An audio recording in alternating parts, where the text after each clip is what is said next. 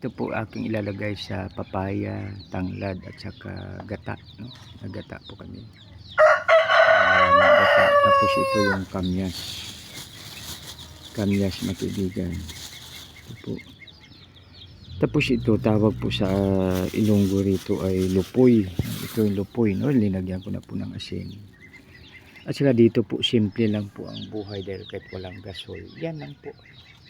So double purpose siya kasi yung puno ng niyog. So sinusunog niya na rin. So ang niyog makibigay walang problema dahil tingnan niyo po kinakain ng pato, manok, no? Biyakin mo lang siya. So simpleng almusal makibigan, isang mapagpala, mapagbiyaya at pagka-Diyos po namaga sa bawat isa. Ito po makibigan ang yan, kamyas na po yan. May tanglad siya, no? Isang maganda, mapagpala, mapagbiyaya at pagka-Diyos po namaga sa bawat isa. God bless us all.